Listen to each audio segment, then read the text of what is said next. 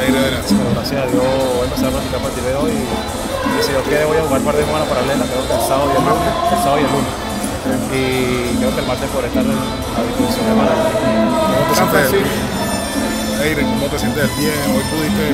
Bueno, sí, hoy salí temprano a cobrar algunos proletazos en la segunda, tercera división y me sentí bastante bien. La verdad que pensé que me iba a sentir alguna molestia, pero gracias a Dios no sentí ninguna molestia y espero seguir progresando para pasar los días.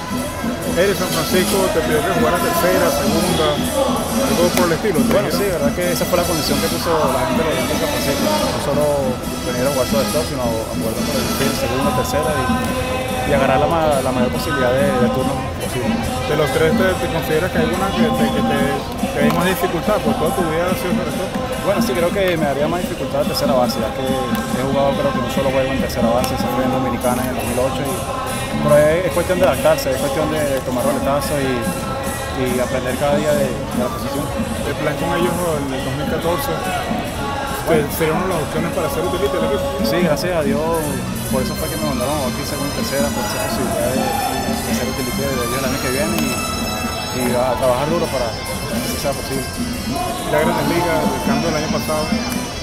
Bueno, la verdad que para mí no es mucha la diferencia, la verdad que ha sido bastante humilde, mi familia me enseñó a eso y la verdad que me siento bastante contento con todos los muchachos y a seguir trabajando. Lo importante no es llegar sino mantenerse. Mira, hice un juego contra Petit, ¿qué tal? Bueno, la verdad que todavía no lo puedo creer, todavía llego a la casa y pongo el video una y otra vez, la verdad que fue uno de los momentos más especiales de mi carrera como pelotero y la verdad que es una cosa increíble.